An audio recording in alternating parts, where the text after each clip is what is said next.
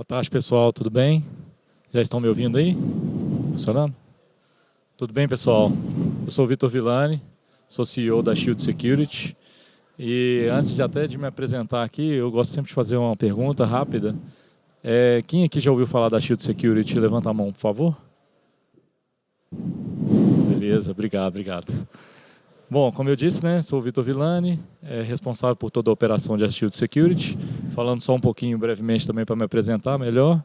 Trabalhei por muitos anos no mercado de fabricante. Trabalhei na Symantec por muitos anos antes de decidir empreender. E em janeiro de 2020 comecei a minha jornada como empreendedor na Shield Security. E hoje, quase 6 anos depois, né, a Shield se tornou aí uma empresa com bastante referência. Aí, por isso que eu sempre pergunto quem já ouviu falar, porque eu fico muito feliz e satisfeito pelo trabalho que nós estamos fazendo quando eu vejo mais mãos sendo levantadas durante os eventos.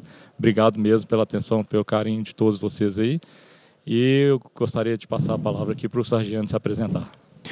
Boa tarde, pessoal. Todos me escutam? Beleza? Está tranquilo o áudio, volume? Bacana. Então, muito prazer. Eu vou copiar ele e vou perguntar, quem aqui já ouviu falar do Grupo Fleury? Oh, legal. Bom saber. Então, eu venho aí de uma carreira de TI bem extensa. Comecei lá em 1999. Carreira bancária até basicamente os anos 2020, quando a gente foi para o Grupo Fleury com um desafio muito grande de fazer o improvement do ambiente de cibersegurança ali do grupo, tá? Então, assim, sem muitas delongas, né, vamos para o que interessa, porque a ideia aqui é a gente entender cada vez um pouquinho melhor, né? Não cada vez mais, mas um pouquinho melhor como que dá para fazer o improvement, como que a gente consegue proteger o nosso ambiente de maneiras diferentes. Beleza? Boa. Só aproveitando também, antes da gente entrar no tema, falando só um pouquinho mais da Shield Security, hoje a gente tem serviços agnósticos e representação de diversos fabricantes. Estamos aqui no evento do Security Leaders em parceria com a Netscope e com a Tenable. São dois parceiros super estratégicos que representam um grande volume de vendas para a gente. E, como eu disse, a gente tem muitos serviços agnósticos e agregados a todos esses fabricantes que a gente representa. Nosso portfólio é bem extenso. Para vocês terem ideia, né, desses 6 anos que eu comentei que a gente está na operação, né, com a Shield Security, a gente hoje tem 150 funcionários. Então, hoje o crescimento realmente está bem acelerado. Temos SOC, temos um escritório lá em Belo Horizonte. Muitos acham, inclusive, que a Shield é uma empresa mineira, até pelo fato de eu ser mineiro. Se vocês não repararam ainda no linguajar, daqui a pouco eu solto um trem, um ai, e daqui a pouco vocês vão perceber isso. Mas a gente, inclusive, é de São Paulo, né? A nossa matriz é aqui. A gente abriu o nosso escritório de SOC em Belo Horizonte. E eu convido todos vocês aqui que quiserem trocar uma ideia sobre qualquer tema aí dos diversos pilares que Cyber tem. Passem lá no nosso stand, vamos trocar uma ideia, vamos trocar mensagem, vamos marcar reunião, porque a gente tem aí uma solução bem ampla para todas essas dores aí que a cibersegurança hoje tem nesse novo desafio de mundo digital. Maravilha. Então, vamos lá. Falar um pouquinho de estratégia de cyber, né? E aqui não é muita novidade, a gente está fazendo um paralelo com o ambiente de Fórmula 1, onde a gente tem que buscar o máximo desempenho com o mínimo de complexidade. E olhando essa imagem, gente, tem tudo aí menos simplicidade. Tudo aí é complexo, né? Desde a pressão do pneu, aerofólio, dinâmico, milímetros de regulagem num aerofólio fazem total diferença a cada volta. E nesse cenário, a gente tem que olhar o nosso lado de cyber também, que qualquer ajuste, qualquer tuning pode significar uma vulnerabilidade a mais ou a menos aberta no nosso ambiente. Nesse cenário, a gente escolheu os 3 pilares da Fórmula 1 para poder falar um pouquinho de estratégia, que é a questão de visibilidade, eficiência e preparação. Visibilidade para a gente hoje é essencial. Gente, sem visibilidade hoje você não consegue fazer segurança. Estava numa outra dinâmica agora na parte da manhã, no round table, onde o pessoal estava falando de MTTD, né? Tempo de detecção. E hoje o tempo de detecção sem visibilidade, a gente praticamente fica cego. E aí, fazendo o paralelo do Fórmula 1, você tem telemetria, você tem hoje o carro praticamente 100% conectado ao cockpit, fugiu o nome lá. Como é que os caras fazem? Aquele monte de gente fica dentro lá do... A equipe, né? Da equipe. Da equipe do box. Da equipe do box, eu estava tentando lembrar esse nome, do box.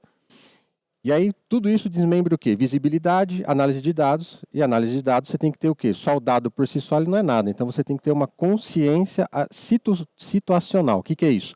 Onde que aquele dado vem, por que ele vem e por que aquilo está acontecendo. De repente, o marketing lança uma campanha, o time de cyber não está sabendo, aumenta o volume lá no site, do nada o pessoal acha que está tendo um ataque de DDoS. Não é. É só o marketing que fez uma campanha. Então, tudo isso tem que fazer sentido e corroborar para a gente poder ter o quê? Visibilidade e buscar eficiência. O que é a eficiência? Menos tempo, no caso da Fórmula 1, menos tempo parado no box, mais tempo na pista. O que para nós é eficiência? Detectou, quanto tempo eu respondo? Né? Aconteceu alguma coisa, o que eu faço? Né? Qual que é o nosso tempo de resposta? Porque a gente não está mais pensando, se eu vou ser atacado. É quantas vezes eu fui atacado por dia e o que isso impactou no meu ambiente. Isso a gente tem que buscar, esse tipo de eficiência. E, lógico, otimização de processo. Runbook, playbook. Putz, aconteceu um incidente num parceiro e ele foi invadir. O que eu faço? Eu bloqueio e-mail, não bloqueio e-mail? Tenho VPN, não tenho VPN? Eu fecho, não fecho? Eu aviso o negócio, não aviso o negócio? Então, tudo isso tem que estar muito bem documentado. Isso é processo, isso é otimização. E as ferramentas têm que estar cada vez mais integradas, porque não adianta eu ter um alerta aqui que não correlaciona com o outro alerta lá, não sei o que está acontecendo. Isso faz sentido ou não faz? Quando a gente fala de preparação, aí não tem jeito.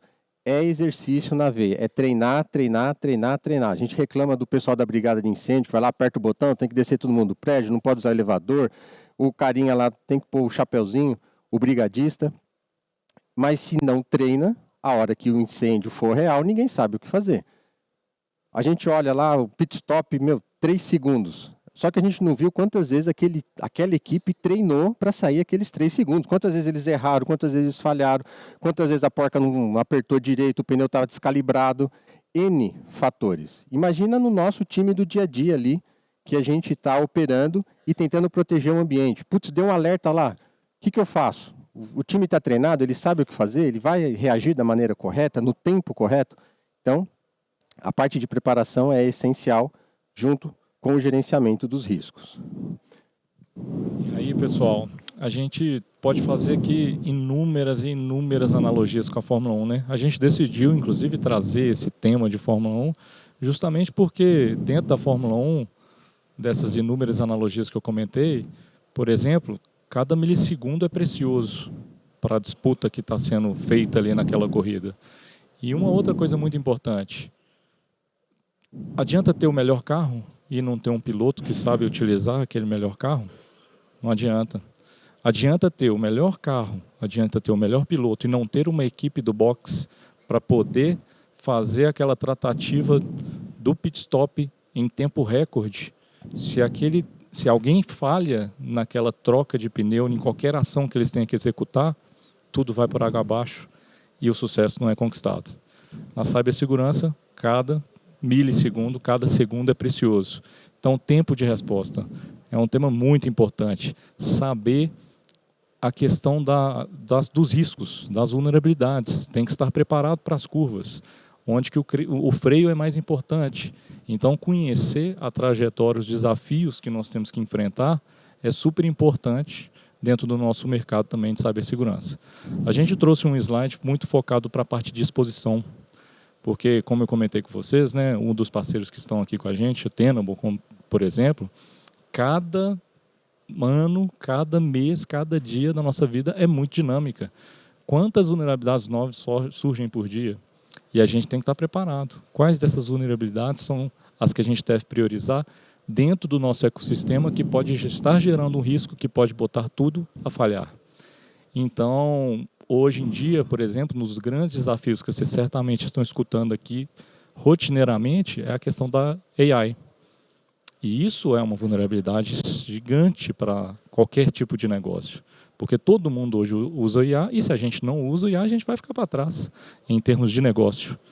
Então, existem tecnologias hoje, inclusive do aspecto de vulnerabilidade, para a gente poder monitorar como essas AIs estão sendo usadas, ver quais informações estão sendo embutidas e que risco e vulnerabilidade que a gente está, para trazer uma visão de exposição do nosso negócio, exposição e os riscos atrelados.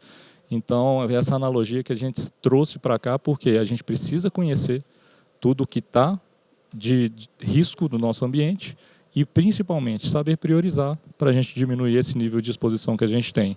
E isso é uma realidade, né, para o Sargiani, dentro dessa carreira que ele comentou, é uma das grandes preocupações que ele tem. Então, vocês imaginam, né? É o que eu comentei agora há pouco. Você tem diversos inputs. Hoje, a gente não tem mais um problema de visibilidade. Até 3, 4 anos atrás, a gente até podia erguer a mão e falar assim, poxa, eu não sei o que está acontecendo no meu ambiente. Hoje é o contrário. Hoje, além de saber o que está acontecendo no meu ambiente, eu não sei o que fazer com tanto alerta. Eu não sei como processar tudo isso. E por isso que no centro, tem, né, o Exposure AI, tem essa solução onde consolida, né, que é uma arquitetura onde consolida todos os alertas num ponto central único, num ponto nevrálgico, onde você trata, processa tudo isso para poder sair dali com uma tomada de decisão. Só que isso tem que ser muito rápido. Evoluindo um pouquinho mais ainda, né, na questão da estratégia de velocidade, segurança e confiabilidade, hoje a gente percebe o quê? Que as bordas, né, as fronteiras das companhias, das empresas, das grandes corporações, elas não estão mais limitadas às paredes, ao teto e ao piso. Porque antigamente você tinha parte da segurança garantida quando você tinha o controle de acesso no crachá, o pessoal só entrava no seu ambiente com crachá, com autorização, e aí tinha acesso aos seus sistemas. Hoje a gente tem o quê? Um borderless, que é um termo que foi criado, se não falha a memória, há uns 15 anos, onde, bem antes da pandemia, você já tinha a situação de trabalho remoto. Pessoas trabalhando remotamente, parceiros trabalhando remotamente. E aqui nesse cenário, a gente precisa pensar o quê? Camadas de proteção, defesa em profundidade. Eu não sei mais onde está o meu colaborador, eu não sei mais de onde está vindo aquele tráfego do meu terceiro. Como é que eu controlo tudo isso? Como é que eu faço esse controle de acesso? Como é que eu tenho resiliência se alguma coisa acontecer com ele, lá na ponta? Como é que eu coloco ele numa quarentena? Como é que eu cuido dele enquanto ele está se recuperando? E sistemas resilientes. Vocês viram o que aconteceu nas últimas 48 horas com a AWS. Parte do mundo ficou fora porque todo mundo pensou que o impensado aconteceria. A AWS ia ficar fora. E ficou. E qual que era o plano de contingência? Qual que era a resiliência? Esperar voltar? Ah, mas eu não tenho uma alta disponibilidade na GCP, eu não tenho alguma coisa na Azure. E tá bom, mas não funcionou. Foi feito o exercício, foi feito a parametrização correta, né? Ele fala assim, pô, mas você está falando uma coisa recente. Gente, o ano passado a gente teve a tela azul do CrowdStrike, que é um puta de um EDR bom pra caramba, porém também deu problema. Tivemos outro apagão digital e o mundo de novo parou. Então a gente vai parar para pensar, né, essa parte de confiabilidade dentro desse cenário de segurança tem ficado um pouco mais abalado. E isso nos força ao QT, runbooks, playbooks e equipe treinada. Disponibilidade de dado.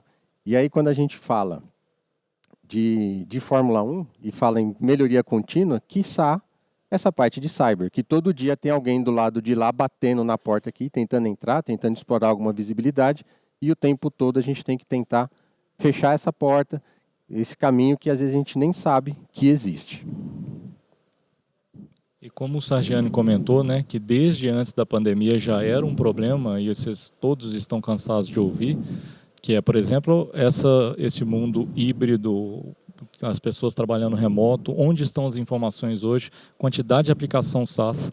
Além disso, um outro ponto muito importante, quantos fabricantes que nascem do nosso mundo de cibersegurança. Cada hora tem uma nova tecnologia, cada hora tem uma tecnologia mais moderna que a outra. Uma das coisas que a gente fala bastante é na questão de consolidação. Como eu comentei com vocês, adianta ter, né, o melhor carro e não ter um piloto, mas olha só a complexidade que o nosso mundo está se tornando. Olha quantas ferramentas que a gente tem que treinar, né, aos nossos times, quantos processos novos que a gente tem que implementar. Tem o tema de conscientização. Então, uma das coisas que a gente sempre defende muito é essa parte de consolidação. E é muito importante a gente estudar e avaliar no mercado quais são os fabricantes que estão caminhando nessa direção. Então, esse slide aqui traz dos conceitos que todos aqui já sabem de SSE, de novo, a nossa parceria com a Netskope, para vocês visualizarem que, por exemplo, a Netskope tem uma plataforma super robusta, que é um caminho muito importante para a gente, de novo, consolidar, facilitar a operação do dia a dia do time, porque, mais uma vez, o tempo é dinheiro. Milissegundos são importantes. Então, a gente tem telemetria, é muito importante a gente ter telemetria em tempo real. Então, quando a gente detecta um incidente, se a gente não tem tecnologias ou, né, capacidades, quaisquer que sejam, pessoas treinadas, um monitoramento ativo, capazes de a gente conseguir ter um tempo de resposta rápido e a gente conseguir responder a um incidente de forma muito ágil, a gente pode ter um problema muito sério. Na minha carreira, eu vim muito da área técnica e comecei na parte comercial e hoje agora, né, do lado do empreendedorismo, cada vez mais eu mudo o meu modo de pensar. Porque hoje um grande desafio que todos nós temos é a defesa do projeto. Porque a gente sabe o desafio que todos nós temos aqui de cibersegurança e, além disso, a dificuldade que a gente tem, às vezes, de conversar com algum tomador de decisão, alguém que vai aprovar um investimento, de como que a gente vai convencer ele de que aquele risco é autossuficiente para poder gerar uma perda para o negócio, um impacto financeiro. E eu, do meu lado, né, de empreendedor hoje, eu tenho vivido isso. Porque, por exemplo, eu tenho os meus times que estão trabalhando, prestando serviços para vocês no mercado, e, ao mesmo tempo, eu preciso de aprovar investimentos de infraestrutura, de segurança para o meu ambiente. Apesar de ser 150 funcionários, é um ambiente que a gente tem que ter, principalmente a gente, né, muito controle e muita segurança. Então, o meu time, ele tem que me trazer de um linguajar de negócio. Beleza, por que eu vou aprovar um anti-DDoS aqui? Porque se eu tiver um link fora por tanto tempo, quanto isso vale? Então é muito importante que a gente esteja preparado nesse linguajar, que a gente esteja com o time treinado, e mais uma vez eu sempre afirmo da parte de consolidação é super importante, porque o mundo, cada hora, cada dia que passa, é um fabricante diferente, é uma tecnologia nova, mas e a complexidade da gente conseguir aprender, operar, ter tempo de resposta e tudo mais. Então, tudo isso que a gente queria trazer desses desafios da nova era digital para vocês. E, de novo, né, o Sargiani vive esse negócio no dia a dia lá, por isso que ele trouxe essas visões aí também. Ainda temos 2 minutos aí, tem mais um slidezinho Isso, aí, né? vamos lá. Então, só fazendo a questão da simplificação e aí pegando o gancho, né? Cuidado para colocar todos os ovos na mesma cesta. Escolham os ovos que vão ficar em algumas cestas, porque não dá para confiar 100% numa solução só.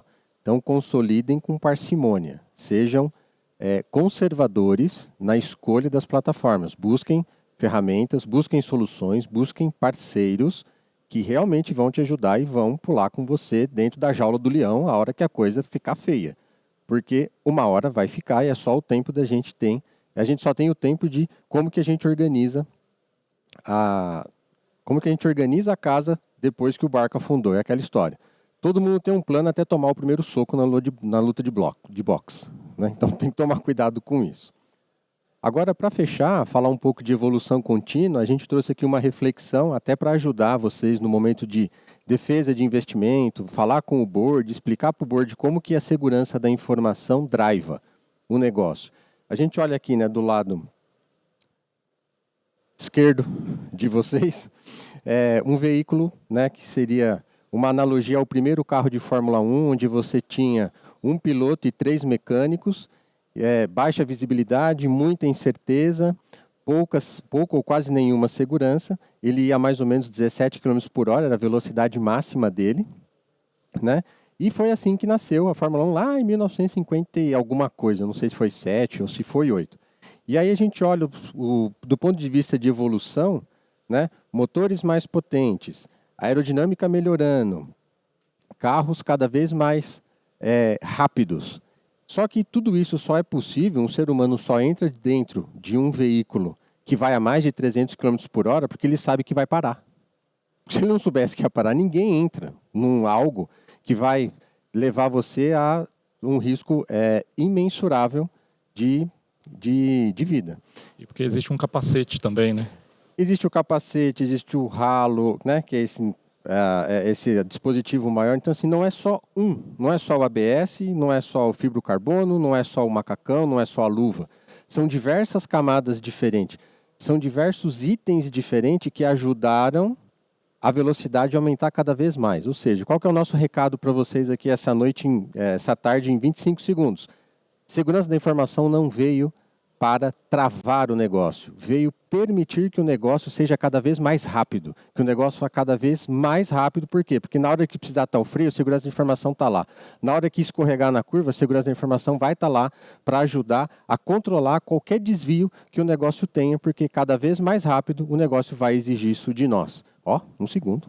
Aí sim. Top. Valeu, gente. Obrigado, Obrigado, viu?